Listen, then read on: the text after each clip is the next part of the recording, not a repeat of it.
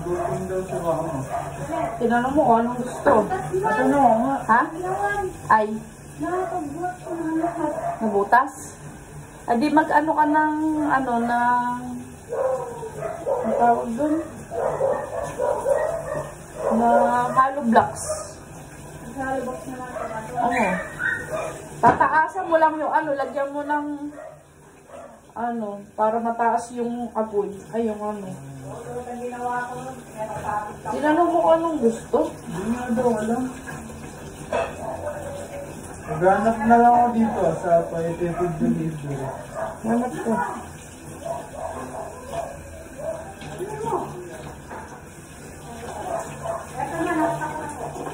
Dyan?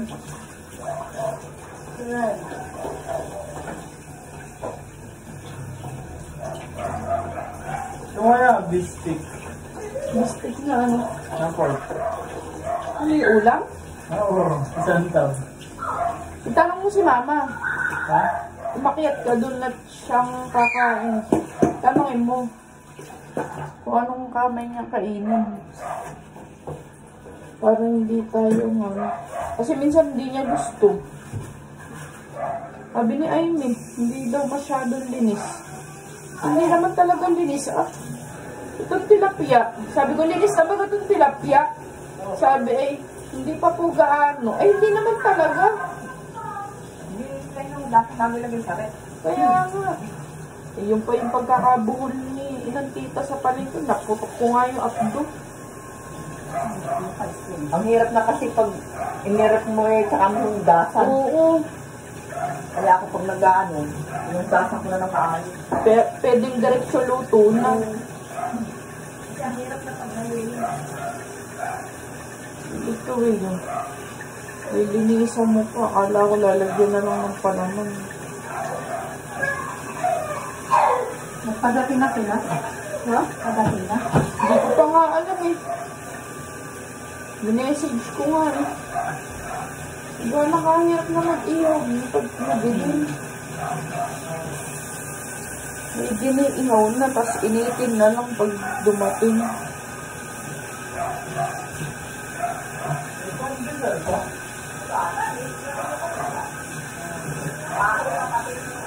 Tanong mo kung gusto ng buns, para bibili na lang. Doon sa matanda. Ako na tindahan. Pag ibang ganyan, lagyan natin. Wala, hindi na ako nag-nagyan. Nakawagin ko doon.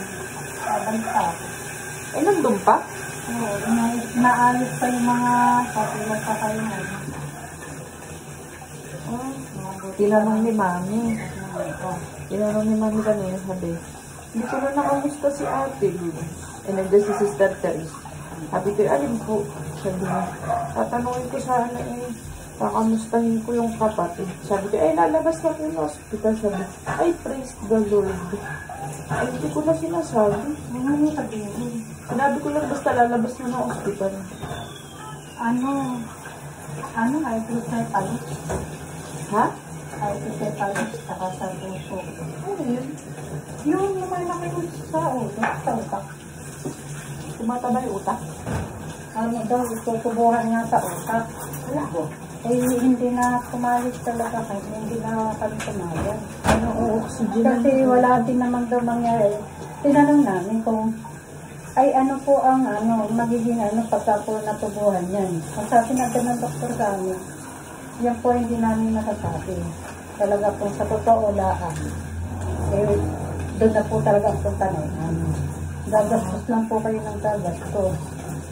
Eh, mas maganda naman yung tinatapat. Nung katulad nung sabi ni Sister kay Mami, sabi niya, mas maigi pa nga yung sa'yo. Kung halimbawa, ganyan. O, alam mo kung hanggang kailan ka makakapaghanda ka. Sabi, ako nga sabi niya, ako nga naano ko, naawa ko doon sa pamangkin ko nung namatay biglaan, kakapasok lang ng ospital. Sabi, tignan mo nga, Ate Christy, yun, kakapasok lang. Hindi nila alam kung hanggang kailan, di ba? Nabibigla, ikaw, sabi dyan. Sabi, at lahat naman tayo isang patot ang pupuntahan. Pwede yung padadalhin sa Batangas. para lang tubuhan. Saan dun?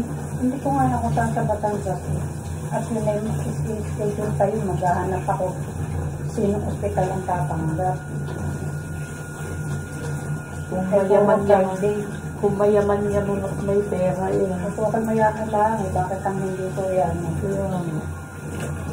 Kaya nga pamangay ko isa. Gusto mangungutang pa siya ng pera. Sabi ko, mangungutang ko. Sa palagay mo sino magpapautang ng ganun palagay. Magkano bang sinabi? Ay, gagastos doon nga sa 100.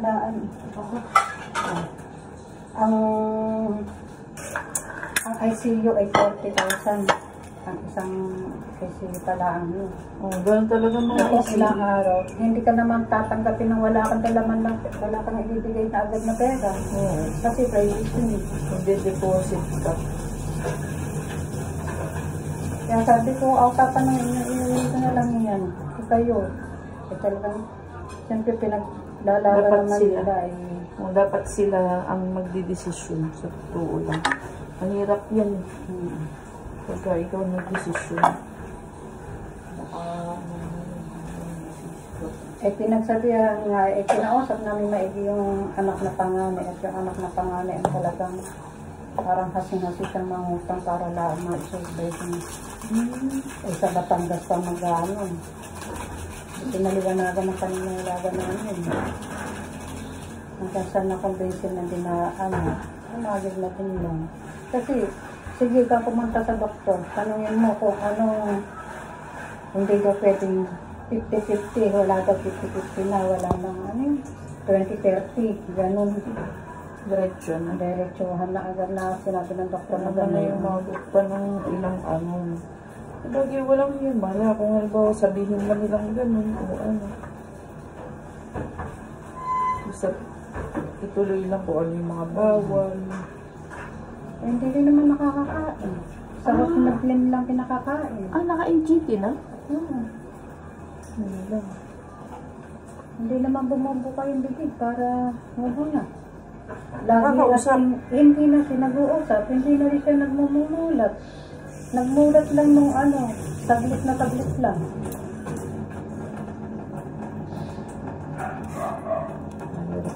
Na siya, kumatos na talaga.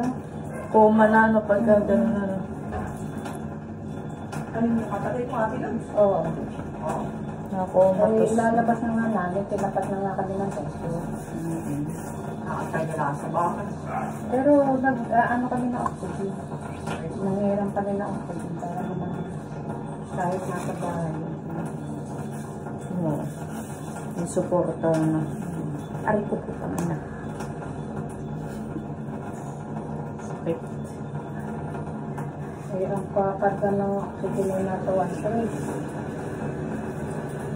Mura pa nga yun. Ang tangke ang mahal. Oo, yun ay nakahin na kami ng Tangke? Oo, Post kayo. meron na. O kaya ihingi nyo ng tulong.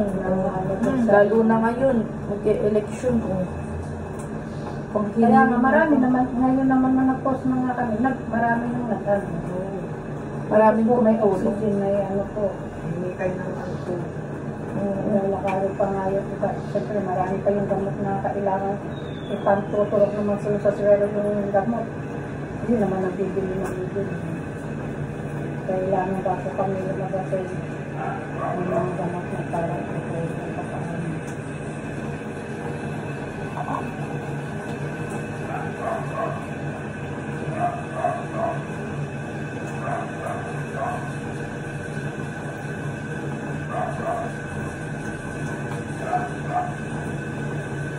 Lahat ngayon, nagsasakitan mo. Pero sa totoo lang, sa kinakain. Ayun, si Sakano, kahit magalit sa akin, kahit tikim lang, gulay, kahit hindi niya kainin ng diretsong kain. Kahit nung hindi marunong kumain ng gulay. Pagka may sakit ng siya pag-aaralan.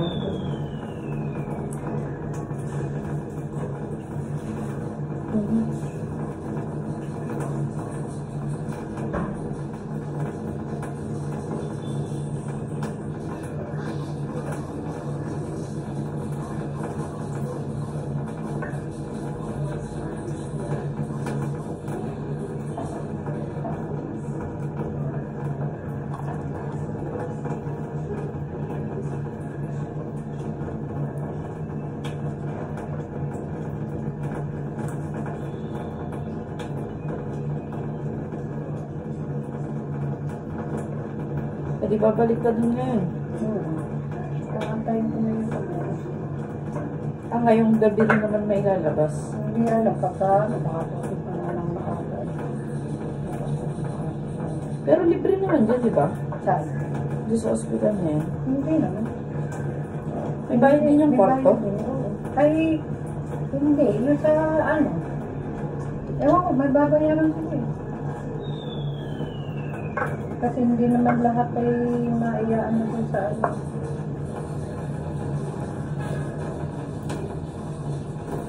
Yung mga pinili sa lahat. Nawala sa loob. Hindi pagkaan pa ito sa mga sa May PhilHealth naman. Yan ang maganda kung may PhilHealth. Sabay, kung walang PhilHealth, may dahil ito, masano na yung CT scan. 2 pesos na PhilHealth sa akin. Saan ang CT scan? Sa ano pa, sa Laguna, sa Holy Family. Sa Holy Family din?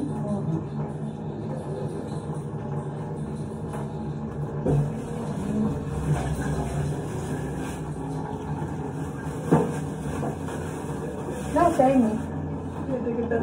Ano ng papanilis. Didikit na sa ato. Sabi saan po ako magpapaningas? Ay, doon ka sa Banchua magpaningas. Tinanong ni Ate Ebeng kasi paalis na. Ay, may huling ka na baga. Sabi, wala, meron ba dyan? Ay, aalis ka na eh. Ako wala din. May rin. Pangpatawa. Pero seryoso naman.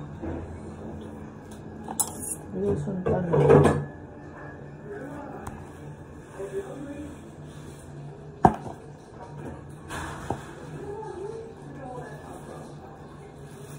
Excuse me ako, please.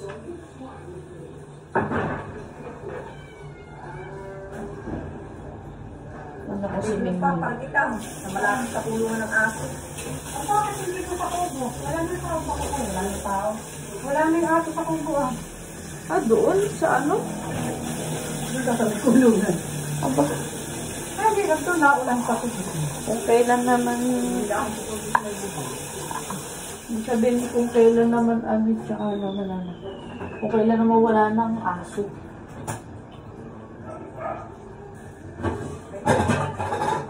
Mayroon. Ano? May ilaw daw. Saan? Sa kubo. Meron. May ilaw dun. Diyan pa nga walang ilaw. Sinagdingasan mo.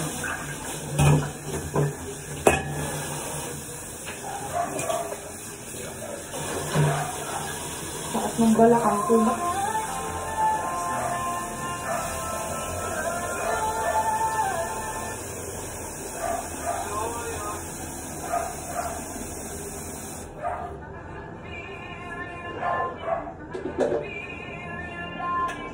No.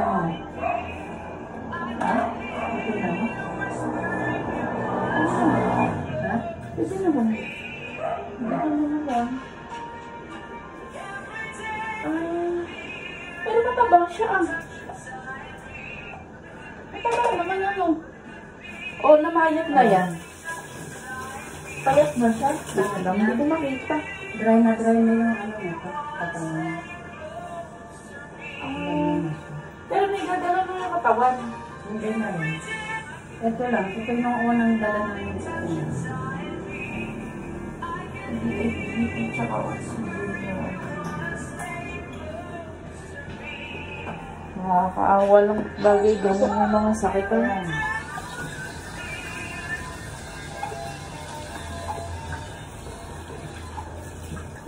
Bakit kaya kailangan pa magkasakitan? Pero sabi ng sister, Yun naman yung huwag ka magtatanong sa Diyos na bakit. Diyos, bakit ganito? Bakit hindi daw tama yung tatanong? Kasi sabi, bakit mo tatanong ng Diyos na gano'n? Eh bakit yung Diyos ba? Ano ba siya?